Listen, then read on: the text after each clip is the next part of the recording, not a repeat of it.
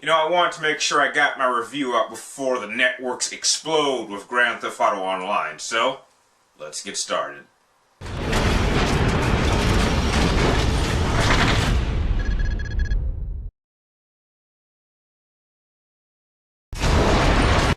Okay guys, I'm just gonna come out and be honest with you guys. I have not played a Grand Theft Auto game since San Andreas back on the PlayStation 2 era. So I really missed the previous installment in Grand Theft Auto 4. But I'm happy to say that although I personally am not a big fan of Rockstar's Grand Theft Auto franchise, I am inclined to say that I absolutely had a blast with this game, and I actually ended up enjoying it a lot more than I thought I would be.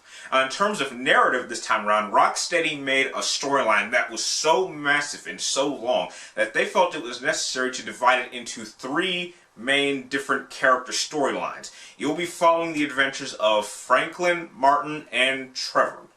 Each of them have their own unique personalities and traits that make their characters unique.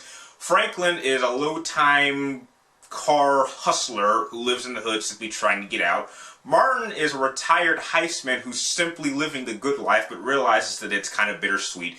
And Trevor, well, put it this way, there's so much I could say about Trevor, but to sum it all up, he is the most likable, psychotic character I have seen since Jack Nicholson's The Joker.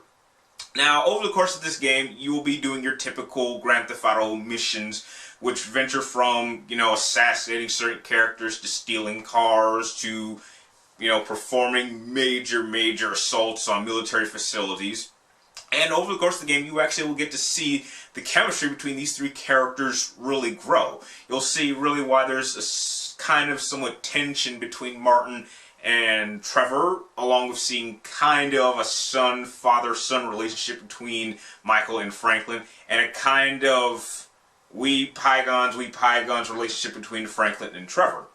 And it's real interesting to see it actually develop over the course of the game, and in many terms it even had me sometimes questioning my own morality due to a couple of controversial scenes which, if you've already played this game, you're well aware of.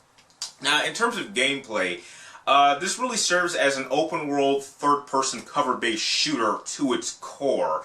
But the thing that makes the overall world experience about this version of San Antonio's or San Andreas is that there is so much to do. It's not quite as linear as past installments. However, I can't really say that the extras really add so much. What I mean by this is that you can spend hours just driving around exploring the overall look of San Andreas or Los Santos, doing all kinds of activities. You could run on the beach and practice your stamina. You could go in the ocean, do some scuba diving. You could steal a plane and go just explore the great beyond. And outside from, which makes this different from San Andreas back on the PlayStation 2, is that you are free to explore any area anytime you want. This wasn't how it was back then, where certain areas were actually locked down until you completed all the tasks in the area. So there's certainly a larger range of freedom that the developers wanted you to explore.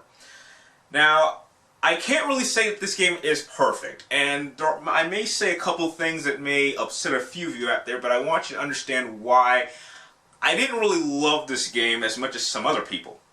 The reason being is that some of the extra activities outside the main campaign really felt unnecessary and only there to make the game longer. What I mean by this is that certain activities like shooting and practicing your stamina really, for me, didn't feel like it changed up the gameplay. Now, all three of your main characters, Franklin, Martin, and Trevor, have their own stats. They all have advantages or strengths and weaknesses. Like, say, Trevor is a much better pilot than, say, Martin and Franklin. However, I didn't really feel that because when I hopped into a plane with Franklin, I found out that I could pilot a plane just as easy as Trevor. And the same goes with driving. Statistically, Franklin is the best driver, but heck, I can drive a car just as good with Martin or Trevor. So I didn't really think that those extra tasks in order to increase my stamina or increase my shooting practice really mattered. I was just as good with any character, and it felt like just a waste of time.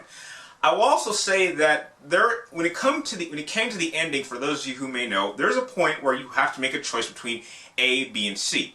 I really would have liked if these type of choices were really more throughout the rest of the game.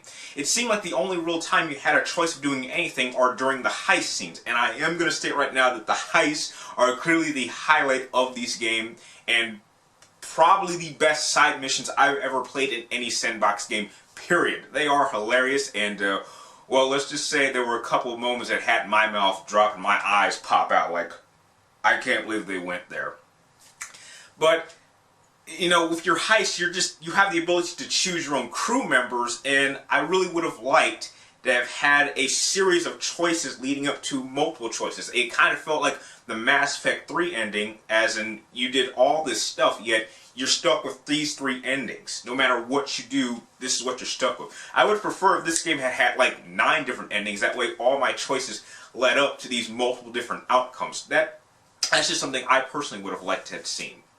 Now, I'm not going to get into reviewing Grand Theft Auto Online because, as you guys know, I'm not really a multiplayer person. But reviewing this as a single-player person, I'm going to have to give Grand Theft Auto an 8.5 out of 10. It's certainly a must-own for those of you who are fans of the franchise, and for those of you who, like me, were not originally fans, this is a solid rental, and this actually may be the very game that actually makes you a serious Grand Theft Auto fan.